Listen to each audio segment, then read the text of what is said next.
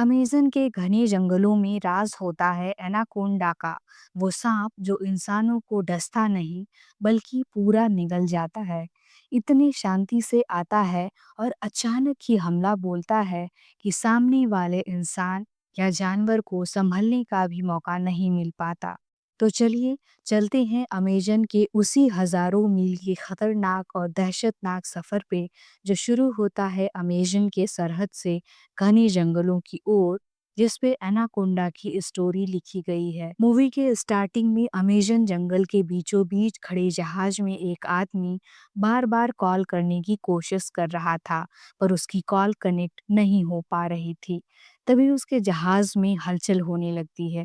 वो किसी तरह बचते हुए जहाज के सबसे ऊपर चढ़कर चिल्लाता है, पर कोई हेल्प नहीं मिलती उसे।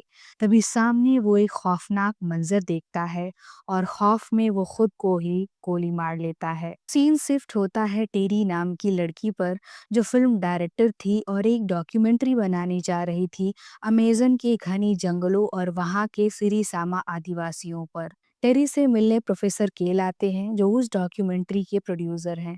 दोनों मिलके उस डॉक्यूमेंट्री पर काम करने को तैयार हो जाते हैं और उनके साथ उनके crew member Gary, mister Westrich, Danny, Kelberg Dennis और शिप का पायलट मैथ्यू निकल पड़ते हैं हजारों मील के खतरनाक और दहशतनाक सफर पे, जो शुरू होता है अमेज़न के सरहद से घने जंगलों की ओर, इस उम्मीद में कि अनदेखे और अनजाने रास्ते से होते हुए वे पहुंच जाएंगे अपने मंजिल यानी सिरिसामा आदिवासियों तक, जो इन जंगलों में सिर्फ एक कहानी बनकर रह गए हैं। कुछ दूर जाने पर उन्हें एक आदमी की आवाज सुनाई देती है, जो हेल्प के लिए चिल्ला रहा था। प्रोफेसर केल ने जहाज उसकी तरफ ले जाने को कहा। उस आदमी को अपने जहाज पर लेने के बाद वो आदमी अपना नाम पॉल शेरॉन बताता है, जो पहले पादरी था, फिर वो अमेज़न जंगल की सैर पर निकल पड़ा। उसे जंगल के बारे में बहुत कुछ पता है और उसे सांप पकड़ने का शौक है। केल अपने आने का मकसद बताता है, तो पॉल कहता है कि सिरिसामा आदिवासी इतनी आसानी से नहीं मिलते। वो जल्दी किसी के सामने नहीं आते। मैं उनसे मिला हूँ, अगर तुम चाहो तो मैं तुमको वहां ले जा सकता हूँ। केल मान जाता है। उस रात को जहाज एक जगह रुकी थी और सभी आराम कर रहे थे।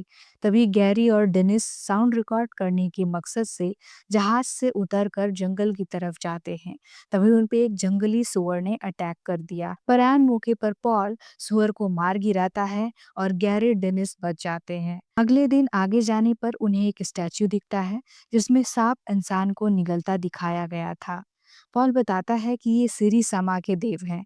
सिरिसामा एनाकोंडा को अपना रक्षक मानते हैं और इनकी पूजा करते हैं। एक कहावत है कि उन आदिवासियों तक पहुंचने के लिए एक जहरीले सांपों से भरे झील को पार करना होगा, उसके बाद ही सिरिसामा कबीले तक पहुंच पाएंगे। फिर एक दीवार आएगी, इतनी ऊंची कि सूरज भी उसके पीछे छुप जाता है। तभी केल कहता है कि 5 दिन उस दीवार के सहारे चलेंगे तो पहुंचेंगे उस किनारे, जो है विशाल एनाकोंडा का सर। और ये भी बताता है कि ये सिरिसामा की नहीं बल्कि मागो आदिवासियों से जुड़ी कहानी है। और पॉल, तुम झूठ बोल रहे हो, तुम हमें गलत रास्ते पर लेके जा रहे हो। फिर केल ने पॉल से इधर दूसरे डायरेक्शन में चलने को कहा। पॉल को बुरा लगता है और वो पास के गांव में उतरने को बोलता है। अगली सुबह जहाज की रस्सी पानी के अंदर कहीं फंस जाती है। केल उस रस्सी को निकालने के लिए पानी में कूद जाता है, पर कुछ समय बाद केल किसी तरह बाहर निकलता है, घायल और बेहोश। गैरी और डैनी तैरकर उसे पानी से बाहर जहाज पर लाते हैं। केल के मुंह से एक जहरीली मछली निकलती है, जो जान लेने के लिए काफी थी। पॉल नुकीले चीज से केल के गले पर चुभाकर जहर निकालता है और केल फिर सांस लेने लगता है, पर उसे जल्द ही अस्पताल ले जाना होगा, पॉल बोलता है। अब डायरेक्शन बताने वाला कोई नहीं था, क्योंकि वो प्रोफेसर केल ही थे जिन्हें इन सभी डायरेक्शंस के बारे में जानकारी थी। इसलिए सभी को अब पॉल के ऊपर निर्भर होना था। सभी पॉल पर भरोसा नहीं कर रहे थे, पर उनके पास कोई चारा नहीं था। जहाज अब पॉल के बताए रास्ते पर चल रही थी, तभी सामने एक बांध नजर आता है, जिसे देख टेरी पॉल से पूछती है कि क्या तुम इसी नदी की बात कर रहे थे जिसमें जहरीले सांप रहते हैं। पॉल अपनी बात से मुकरते हुए कहता है कि ये कोई और नदी है, पर प्रॉब्लम ये थी कि अब जहाज आगे कैसे जाए। पॉल बांध को डायनामाइट से उड़ाने को कहता है, पर टेरी मना कर देती है। पॉल कहता है केल को जल्दी हॉस्पिटल ले जाना है और यही रास्ता ज्यादा नजदीक है। पॉल फिर उसे डायनामाइट से उड़ा देता है। जैसे ये ब्लास्ट होता है, धमाके से पानी के साथ बहुत सारे छोटे छोटे जहाज सांप पर गिर जाते हैं। सभी उन सांपों को देखकर बहुत डर जाते हैं, पर पॉल उन सांपों को ऐसे उठाकर नदी में फेंक रहा था जैसे वो खिलौने हों। धमाके के साथ पेट्रोल से भरे टैंक पानी में गिर जाते हैं। अब उनके पास पेट्रोल नहीं थी, इसलिए उन्हें पेट्रोल की तलाश में कुछ दूर जाने पर एक नाव दिखती है। पॉल उस नाव पर पेट्रोल खोजने जाता है। उस जहाज पर एक अखबार की कटिंग रहती है, जिसमें पॉल और मैथ्यू एक बड़े सांप को पकड़े रहते हैं। पॉल उस कटिंग को निकालकर फाड़ देता है। यानी पॉल और मैथ्यू एक दूसरे से मिले थे, पर टेरी और उसके ग्रुप को इस बात की कोई जानकारी नहीं थी। उस जहाज पर पेट्रोल तो नहीं मिलती, पर कुछ सामान लेकर पॉल और डैनी अपने जहाज पर वापस आ जाते हैं, लेकिन मैथ्यू गलती से पानी में गिर जाता है, जहां पहली बार दस्तक देता है एनाकोंडा और अपना पहला शिकार बनाता है मैथ्यू को। जब पॉल और डनी जहाज पर वापस आ जाते हैं, तो टेरी मैथ्यू का पूछती है। काफी देर इंतजार करने के बाद भी जब मैथ्यू नहीं आता है, तो पॉल उन्हें एनाकोंडा की खाल दिखाते हुए कहता है कि शायद ऐसे ही किसी सांप ने उसे खाकर अपनी भूख मिटाई होगी। चलो अब आगे बढ़ते हैं, क्योंकि मैथ्यू नहीं आने वाला। पॉल की बातें सुनकर टेरी नहीं मानती है और कहती है कि सांप आदमी नहीं खाते। पॉल इस पर अपने चेहरे के निशान दिखाते हुए कहता है कि पर एनाकोंडा ये करते हैं। फिर भी टेरी मैथ्यू का एक दिन इंतजार करने को कहती है, पर वो जब वापस नहीं आता और जब उन्हें कंफर्म हो जाता है कि मैथ्यू मर गया है, तो वो वहां से निकल पड़ते हैं। कुछ दूर चलकर पॉल फिर अपना प्लान बताता है कि अगर हम इतनी बड़े सांप को जिंदा पकड़ते हैं, तो हमें काफी रुपए मिलेंगे, लगभग 1 करोड़ रुपए। ये सुनकर सभी पॉल को हैरानी से देखते हैं। रात में गैरी पॉल से बात करता है और पॉल गैरी को सांप पकड़ने के लिए अपने साइड कर लेता है। अब जहाज विस्तृत चला रहा था, तभी पॉल एक छोटे बंदर को मारता है और कहता है कि ये एनाकोंडा का चारा है। टेरी गुस्सा हो जाती है और पॉल को जहाज से जाने को बोलती है। ये सुनकर पॉल कहता है ये तुम्हारी जहाज नहीं जो मैं तुम्हारी बातें सुनूं। गैरी भी उसकी साइड लेते हुए सभी से लड़ने लगता है। गैरी कहता है कि केल तो अब बेहोश है, तो ऐसे में डॉक्यूमेंट्री बनेगी नहीं, तो क्यों न एक फिल्म बनाए जिसमें जिंदा एनाकोंडा को पकड़ते दिखाया जाए। डैनी उन दोनों की बातें सुनकर गुस्सा हो जाता है और कहता है मैं तुम दोनों को नदी में फेंक दूंगा। तभी पॉल उस पे हवाई फायरिंग करके उसे डरा देता है। पॉल नदी में एनाकोंडा के लिए चारा डालकर एनाकोंडा को ढूंढने लगता है।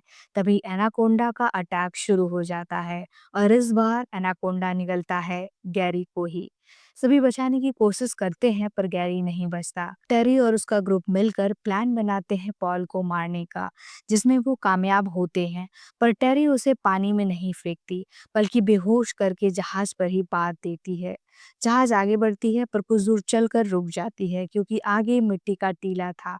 जहाज को पीछे खींचकर उसे दूसरे रास्ते पर लाना था, पर ऐसा करने के लिए वेस्ट्रिज, डैनी और टेरी पानी में उतरते हैं और फिर शुरू होता है एनाकोंडा का आतंक।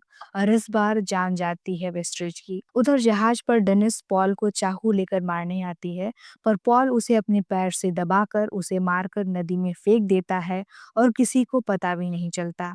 साथ ही पॉल चाकू से अपने हाथ की रस्सी काट के फ्री हो जाता है।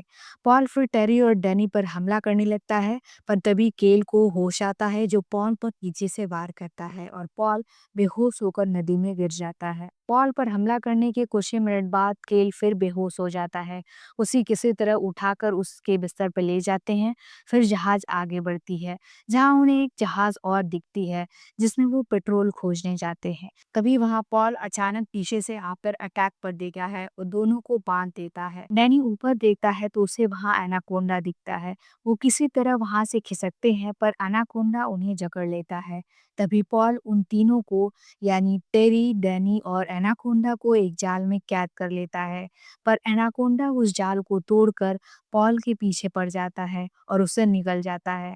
इधर टेरी और डैनी भागने की कोशिश करते हैं, तभी एनाकोंडा उन पे अटैक करने आता है। टेरी चिमनी के ऊपर चढ़ने लगती है तो एनाकोंडा उसके पीछे पड़ जाता है। इधर डैनी एक मजबूत कील से एनाकोंडा की पूंछ को नाव पर टिका देता है, जिससे वो भाग नहीं पा रहा था। तभी पेट्रोल गिराकर आग लगा देता है, जिससे एनाकोंडा जलने लगता है और टेरी चिमनी से बाहर निकलकर पानी में कूद जाती है। एनाकोंडा पानी में भी कूदकर टेरी का पीछा करता है। फिर डैनी कुल्हाड़ी से आखिरी वार करता है और एनाकोंडा फाइनली मर जाता है। दोनों पेट्रोल लेकर अपनी जहाज पर वापस चले आते हैं और अपनी जहाज आगे बढ़ाने लगते हैं। आगे जाने पर उन्हें सामने दिखती है सिरिसामा आदिवासी। तीनों यानी प्रोफेसर केल, टेरी और डैनी उन्हें देखकर काफी खुश होते हैं, उनको कैमरे में शूट करते हैं और वापस चले जाते हैं और मूवी यहीं समाप्त हो जाती है। आपको एनाकोंडा सीरीज की कौन सी मूवी अच्छी लगती है, कमेंट करें। अगली एक्सप्लेनेशन उस पर बन जाएगी। चैनल को सब्सक्राइब और वीडियो को लाइक करने की एक हम्बल से रिक्वेस्ट। मिलते हैं अगली मूवी के साथ। Good bye.